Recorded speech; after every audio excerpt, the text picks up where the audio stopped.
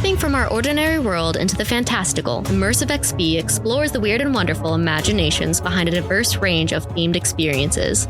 From virtual reality to escape rooms to live-action roleplay, nothing is off the table. We'll take a deep dive into what makes these adventures worth attending and which ones to avoid. Join me on a journey to explore the extraordinary and meet the people who make dreams a reality. It's showtime! Welcome to another episode of Immersive XP. I'm Taylor Forge, your non-binary host based in Southern California. Seamstress by trade, silly little guy by trauma. Go-to cocktail? A gin and tonic. Fun fact of the week. Warner Brothers Studios never liked the title of Beetlejuice. Instead, they pushed to have the title House Ghosts. When Tim Burton heard this, he gave his new title suggestion, Scared Sheetless, which Warner Brothers disliked even more. This week's episode is a Gimmick quest, which is any immersive experience that uses any pre-existing intellectual property to get customers in the door. This episode is about the Beetlejuice Afterlife Experience, located in the heart of Hollywood. This started at the end of August and goes through the middle of October. So for this experience in particular, I was hesitant to attend because, as all things with intellectual properties, you never know if it's just going to be a bunch of photo ops with this overpriced ticket price, how the food and beverage is going to be that they advertise, so on and so forth. I personally, and everyone that joined me in my group, was so pleasantly surprised by this experience. They actually put a lot of love and care into all of the set design, and every person that they hired was an absolute delight to talk to and work with. Not only that, it was so inexpensive, considering that it's in Hollywood and everything is always upcharged. The ticket prices range from about $25 to $36 for general admission, depending on what time of day you attend and also the day of the week. To give you a little bit of a visual journey of what you'll get into for going to the experience, you'll first enter into a line, which leads to a group photo or a photo op that you can take with yourself or with a group of friends, like I did. After you're done taking photos, there's a hidden door in the wall that you must knock in order to get into the underworld. This mysterious hallway is great for taking photos, and the lighting is actually pretty good. It's also not a lot of people are going to be walking around in that main area, so it's the perfect opportunity to get some solo shots. Once you get into the first room, you'll be handed a passport to fill out, which is a passport of the afterlife from the Republic of All Souls. This will contain questions such as the location of where you died, what occupation you would like to have in the afterlife, and if you are placed in the hauntings department, what kind of hauntings you would like to do. I personally chose sewing tales, meaning there are a lot of seamstresses that stay up way too long, late at night. What crazy stories could I be whispering in their ear as they're trying to frantically finish their costume for tomorrow morning's event? There are a bunch of other questions located in the passport, along with other things that you can ask people that are in there. Once you've filled out your passport, you can go up to the immigrations department and talk to the twins, who will ask you various questions about what you filled out in your passport, along with making sure you didn't smuggle any unsavory things into the afterlife. And you'll get your stamp of approval.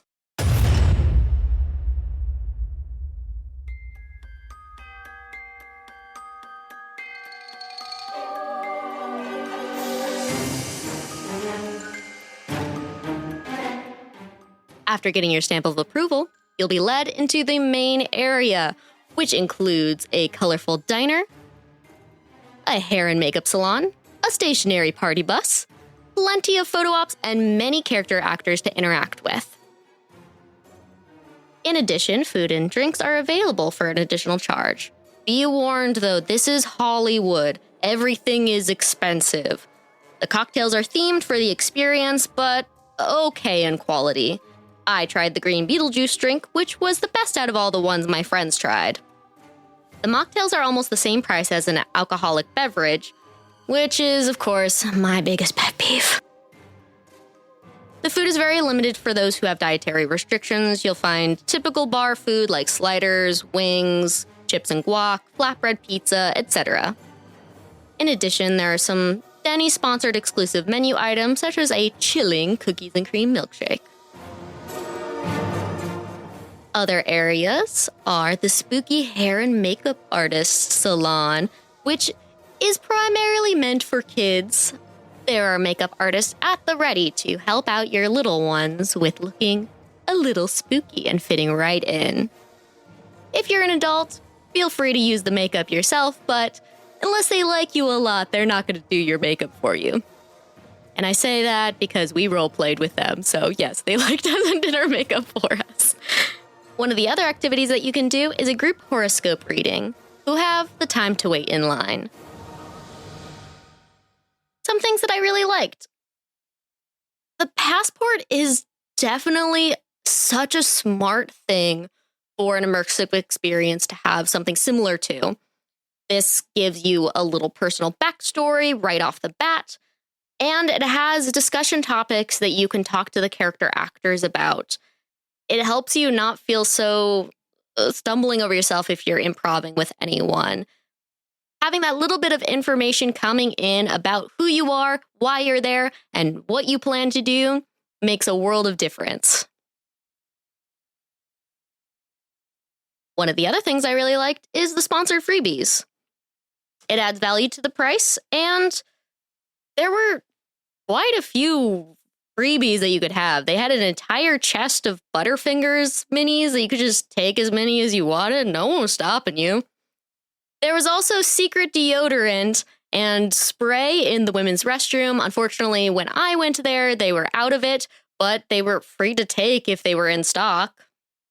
They also had Splat hair chalk available in blue and orange to take if you'd like.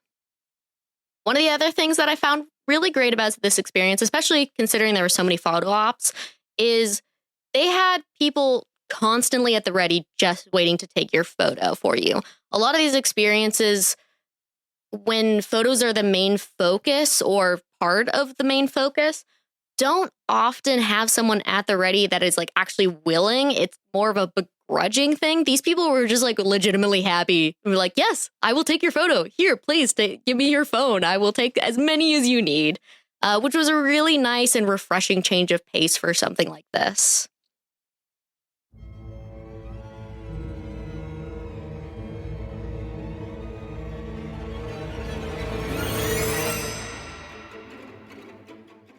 The real stars of the show, though, were the character actors.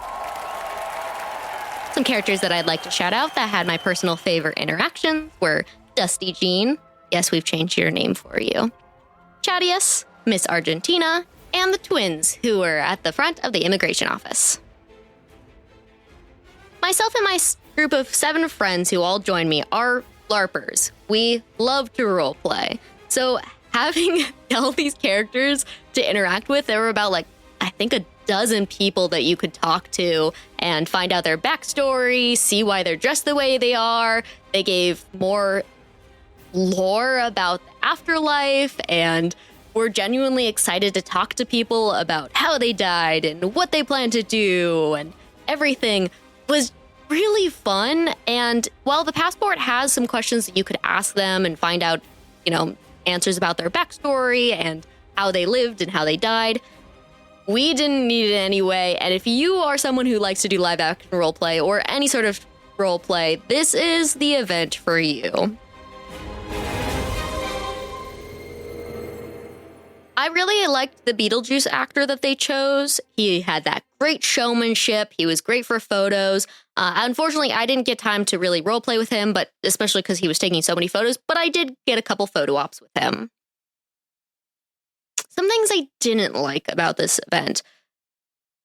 The sponsorships was both a blessing and a curse. Well, the freebies were nice. The overbearing imagery of Fanta, Denny's, Kraken Rum, Secrets, black hair products, and Butterfinger all shoved into your face really ruined the atmosphere of the afterlife and just gave you a constant reminder of our current living world. One of the other main reasons that I didn't like this event was the food and drink specifically. It's not necessary for you to have food at an event like this. If they're going to provide it, at least have a little bit more options for people who can't eat red meat like me, have dairy issues, so on and so forth. As for accessibility, the most difficult part about this experience was actually getting to it. The parking is tricky and the mall is a labyrinth. The space is pretty spread out and there's plenty of seating everywhere. The restrooms are clean and easily accessible. If you have issues with the topics of death, while this is done in a very tongue-in-cheek atmosphere as Beetlejuice is, this might be an event to avoid because it is discussed a lot. As for the audience, all ages are welcome, and it specifically has kids in mind, such as the hair salon. Since it's themed after the Beetlejuice movie, there are spooky themes and some gory costumes. No one is actively trying to scare you in any way, though. There is alcohol available, so the audience is definitely geared a little bit more toward adults. As for personal recommendations, make sure to check if the Hollywood Bowl is doing anything around the time you plan to attend. We had issues trying just to drive there because of an event that was happening that night, and people were walking everywhere.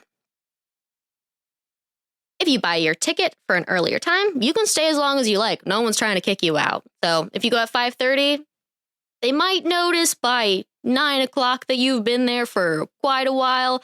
But if you're having a good time and you're buying drinks and having food, I don't think anyone's going to be bothered by that. Getting a batch of 6 or more group tickets is the most inexpensive way to attend. Individual QR codes are also given to you, so you can send them out to each individual person rather than everyone waiting for one person to get there so you can get into the event. Also, remember to grab a validation card for your parking as you enter. Rather than paying $20, you actually get to pay $3. I really highly recommend this immersive event to anyone who loves Beetlejuice. And even if you don't, it's still a fun time. I was so shocked by how delightful it was and how amazing the cast and crew just made you feel so in the world. The sets and the photo ops are beautiful, and it's just a great place to go with friends.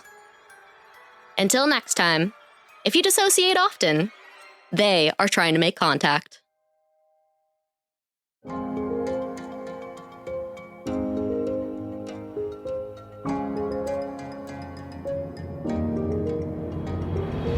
Check out our website, immersivexps.com, to join our free Ko-fi, which will have visuals and additional content of the immersive experiences discussed in each episode. If you are an immersive experience artist or creator, no matter how small, consider contacting us so you can take part on a future podcast. This podcast is recorded and produced by SoCal Podcast Studio in Orange County. Thanks for listening.